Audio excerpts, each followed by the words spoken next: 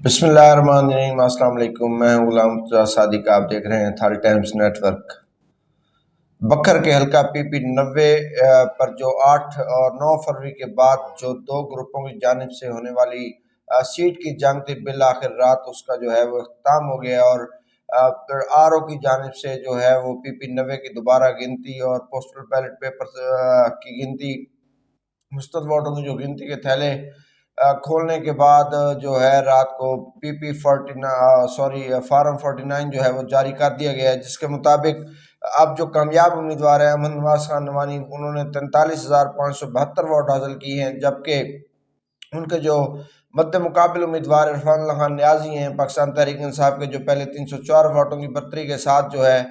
وہ کامیاب قرار پائے تھے، ان کے 43,301 ووٹ جو ہے وہ نکلے ہیں، اور یوں 271 ووٹوں کی جو ہے وہ امن نواز خان نوانی کو برتری جو ہے وہاں سے حاصل ہوئی ہے۔ ان نتائج کے مطابق فارم 49 جو آر او کی جانب سے جاری کیا گیا، اس کے مطابق ان کی جو ہے وہ 271 ووٹوں کی جو ہے وہ لیڈ بنی ہے۔ یہ 3 دن سے یہ ایک جو تھی جنگ جاری تھی دونوں گروپوں کے درمیان۔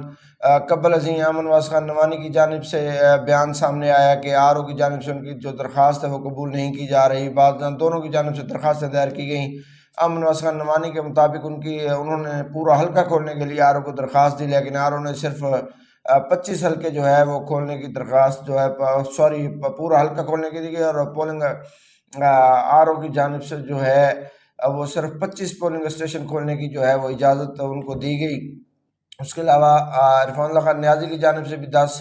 پولنگ اسٹیشنز کی جو ہے وہ دوبارہ گنتی کے لیے درخواست دی گئی تھی۔ ان 25 تھیلوں کی جو گنتی کی گزشتہ روز، اس میں جب ان کی جانب سے الزام عائد کیا جا رہا ہے نیازی برادران کی جانب سے، عرفان اللہ خان نیازی کی جانب سے، کہ ان کے جو ووٹ تھے اس پر ڈبل مہریں لگائی گئی تھیں اور ان کی سیاہی میں فرق تھا۔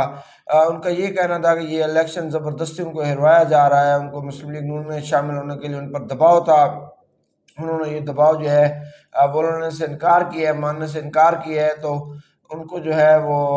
زبردستی جو ہے وہ ہرایا جا رہا ہے، اور وہ اس سلسلہ میں جو ہے وہ عدالت عالیہ سے لے کر عدالت عظمیٰ تک جو ہے وہ جائیں گے۔ جبکہ دوسری جانب جو رات کامیاب قرار دیے جانے والے امیدوار ہیں امن نواز خان نوانی، ان کی جانب سے بھی ایک بیان سامنے آیا ہے جس میں انہوں نے کہا ہے کہ وہ پورا حلقہ کھلوائیں گے۔ ان کے ساتھ بہت بڑی دھاندلی ہوئی ہے، ان کی یہاں سے لیڈ جو ہے وہ ہزاروں سے ہے، ان کو پہلے دن سے یہ تھا کہ ان کو جی زبردستی ہروایا جا رہا ہے، دھاندلی کی جا رہی ہے۔ ان کا کہنا تھا کہ وہ مخالفین کے مقابلے میں وہ بھی سپریم کورٹ تک جائیں گے اور پورا حلقہ جو ہے اس کو کھلوائیں گے۔ اب دونوں جانب سے جو ہے دونوں گروپوں کی جانب سے اب دھاندلی کے الزامات علیحدہ علیحدہ اس میں سامنے آ رہے ہیں، کہ وہ دونوں گروپوں کی جانب سے اب یہی کہا جا رہا ہے کہ ان کے ساتھ دھاندلی کی گئی ہے۔ اب دیکھتے ہیں کہ یہ جنگ جو ہے وہ کہاں تک جاتی ہے۔ اب اگر ضلع کی مجموعی صورتحال کی ہم بات کریں تو اس وقت عوامی نوانی محاذ جو ہے، نوانی گروپ جو ہے وہ 4 سیٹوں کے ساتھ اس وقت وہ ضلع کا مضبوط ترین گروپ کے طور پر سامنے آ چکا ہے، جس میں قومی اسمبلی کی ایک سیٹ NA-92 سے رشید اکبر خان نوانی، پی پی 92 اور پی پی 93 سے ان کے جو اتحادی ہیں امن افغان شہانی، اور اس کے علاوہ پی پی 90 دریا خان سے جو ہے وہ امن نواز خان نوانی بھی پہنچ چکے ہیں اسمبلی۔ فی الحال اس وقت تک جو ہے ان کا جو رزلٹ جاری کیا گیا ہے، اس وقت تک وہ یہی نظر آ رہا ہے کہ وہ اسمبلی پہنچ چکے ہیں۔ اس کے علاوہ جو عوامی خدمت مہاد گروپ تھا، اس کی جانب سے صرف ایک ہی اکلوتے ممبر اسمبلی کے ظفر عباس چینا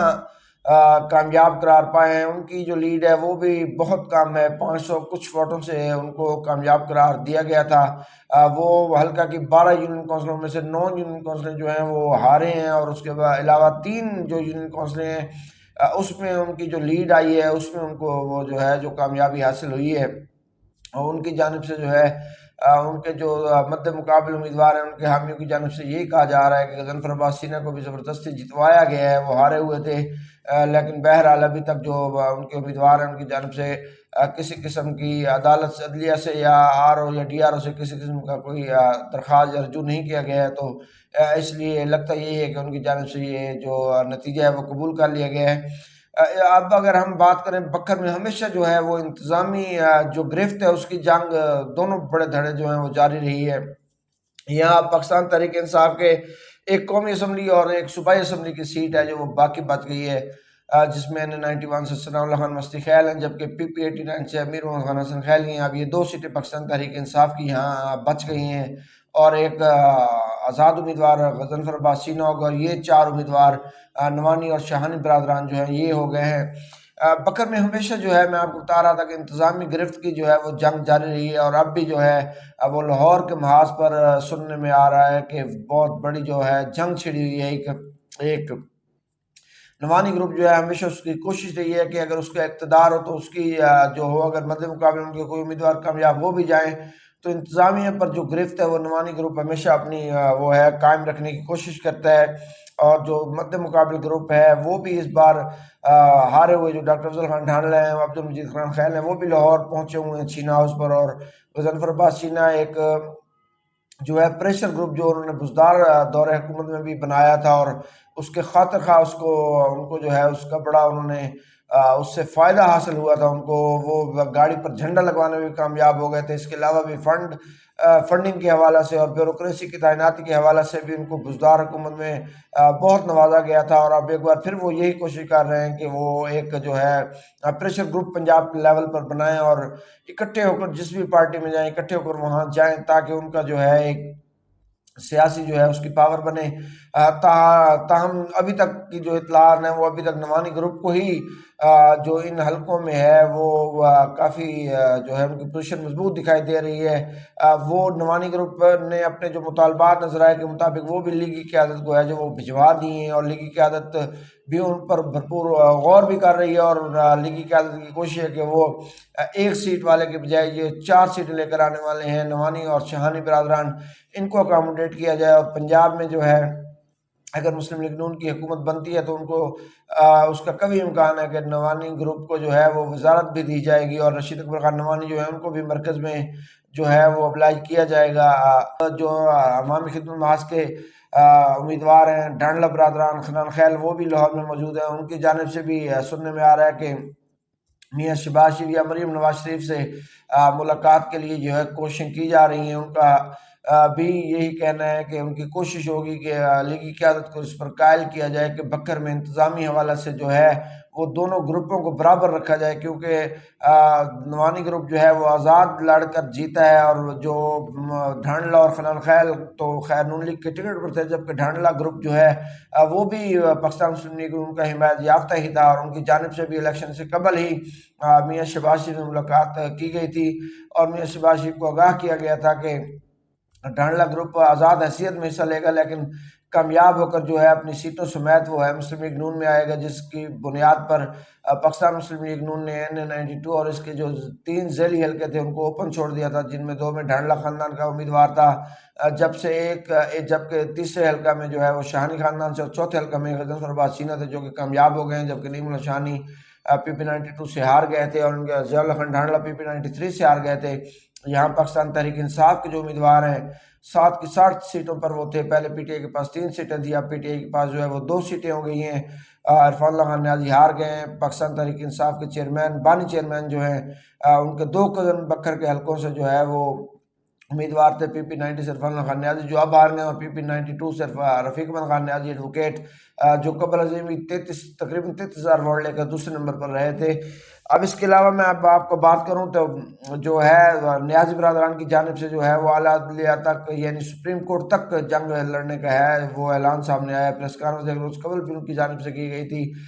نیازی گروپ وہاں